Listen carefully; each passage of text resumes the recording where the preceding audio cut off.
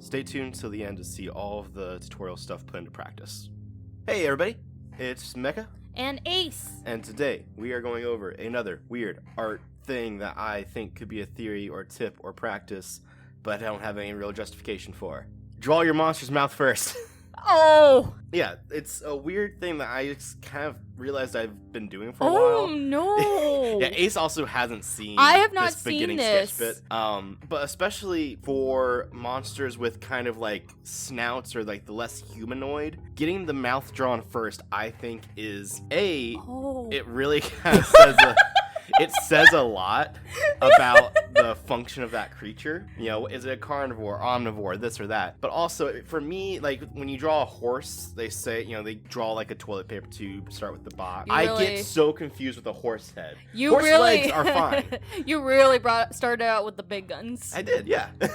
But for me, if I start with the mouth of even a dragon can get so confusing because it's that horse head kind of thing. Mm-hmm. And I always just end up getting really confused real fast. And if I start with the mouth first, I feel like I get the intent and the vibe of the character so much faster. And again, for monsters, it's such a big part of it. This is another one, that snake serpenty kind of head. And basically, I still just drew the whole head first, but I really focused on, for me, a cool thing about serpents is when their mouth open almost makes a full circle. Yeah. So I think it works, and it helps kind of determine your perspective first, because basically you're drawing what's in front first. Wow. And letting that build off the rest of the geometry. Because again, with people, it's kind of like your cranium, and then your mouth is like at the bottom of your face. But if the mouth is kind of in front and the eyes are behind it, and you're trying to draw it like a person head, you're going to try to get the eyes or the rest of the head in first. Oh, I like that one. Yeah. It's a little wormy with multiple eyes. Yeah, well, again, I was thinking like a serpent dragon at first. Like, I already did a dragon. Let's make like let's make a crawly worm. But yeah, and like I said, it's really easy to kind of get these ideas cranked out. This is gonna be the one that really I think messes with you, Ace, because like I said, horses are difficult. You'll see. I don't have any justification. But look how little I'm thinking. This is head empty. Were right? you looking at horse skull references by any chance? I did a little bit of horse skull reference, but not a lot. Because it reminds me of like that meme where someone like took a skull. You're missing the peeled back. What is this? He's a little. It looks like he's a little better after he gets his mane in. Oh no! It looks gross. Now I don't want to say exactly what it looks like, but again, this is for monsters. I do not think anything cute should be drawn mouth first. But if you want to get somewhat accurate anatomy going, I think that having that will help. And also, as far as like drawing each individual mouth, because each of these are very different. But again, I started with the general shape that I wanted to end with. But look at reference. If you're trying to figure out snake mouths, obviously look at snakes. If you're trying to figure out how to draw dragons and all this, look at horses and what has been kind of already designated as dragon. But think about, again, what you're trying to say. This is humans. We try to do individuality through clothing. When you're designing an entire breed of monster, again, yeah, this is a barbaric-esque. This guy can't. He's not gonna put on a suit and tie and barter. Look at those tusks. He can't if you try hard enough. Nah, you're born into your class. Listen here. You're born into a class. You die in a class. Listen here. You can be anything you want to be. Don't limit yourself. Don't let your dreams be dreams. Yeah, and here we're gonna show it put into practice. Now this is gonna be a bit more of a humanoid monster. In our show Hit Cam, we play with this mutant stuff. But again, I wanted to think of what's the horror. And again, if you're designing monsters, think of their shtick. What? That's the mouth? Yeah. What? So there's a lot of decisions you can make and be creative with. I'm sorry, Ace is having you saw this. Yeah, at like 5 a.m. when I was half asleep. Also, I got seeing the process is a little. I did pull one out of left field by drawing just a normal head, and then you just I covered it up. Oh no! So again, think about how you're trying to scare someone. Think about what the shtick is. And with this, I wanted it to be human, but a monster on top of it and consuming it. How better to do that than to put someone in a mouth, right? Oh no. I feel like this was me trying to make a tutorial, but now it's just me justifying everything that's wrong with me as a person. But yeah, like I said, when you're designing monsters, it's just really helpful to come up with your shtick and build off of it. If you're trying, if you were drawing Pyramid Head, yeah, you have to get a humanoid gesture in there.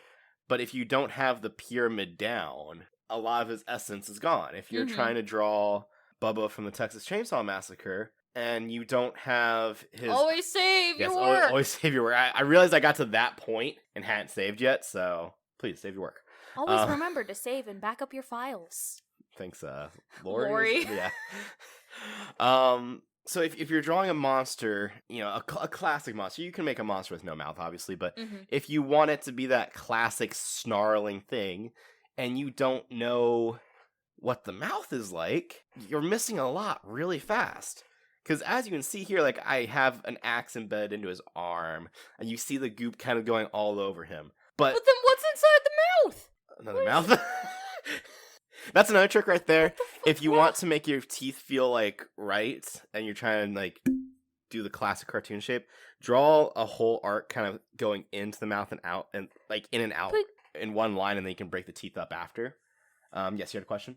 Why? Why is there a mouth in a mouth? Well, because, so, you right hit can with me. You know the lore. This is a soldier who was mutated by the Fomorian curse. So normally we have, like, it grows eyes on them.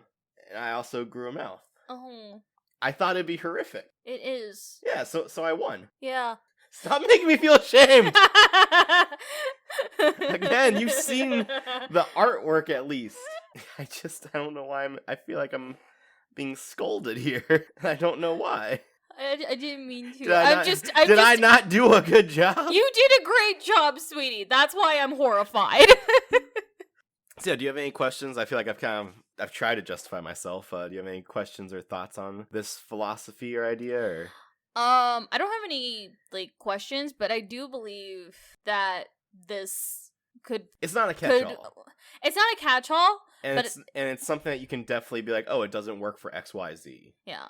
But it's a fun little trick to just try out in practice. Yeah, like I said, if you're stuck, again, drawing anything, especially with a snout, my final example did not use a snout, but especially for snout stuff, or if you're trying to do a very extra mouth, because also, like, if I try to draw, like, the base head of something like this, and then draw the mouth on it, I would just constantly be sizing the head up. So it's one of those things where it kind of helps you proportion out the rest of it. Because I knew that I wanted the mouth to almost go the entire way down to the hips.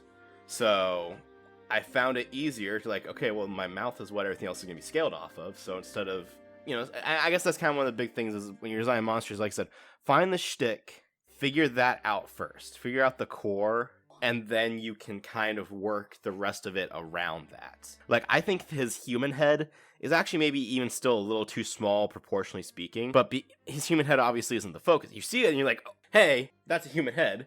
But before that, you're obviously looking at the focal point, which is his giant, disgusting mouth.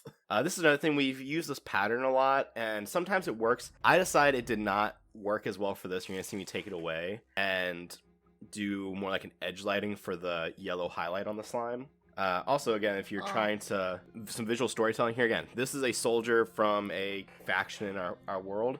So making sure the colors of, like, the uniform match is a really easy way to be like, okay, yeah, we get to design an original monster, but help keep it embedded into the world. Yeah. And, we could make this could be a farm that got infected, anything else, but having some colors figured out for the rest of the world, everything else, really helps, again, tell the story. Like, this isn't a dude. This is a dude that got boned. Wow. I've been dating this woman for almost 6 or 7 years now. We're going to be married soon. Never has my relationship felt more in jeopardy than right now. I felt good about all these drawings and sketches. I was like, wow, I'm just banging these out. I was in a good flow state. No, sweetie. You've done really well that it actually terrifies me. I think you've served that purpose today. You're saying that, but again, every time I look at she hasn't looked at me for like 10 minutes now. I am enthralled. Okay. This is riveting commentary. Just wow, look at that. Let me just back into here. Da-da! Da da. It's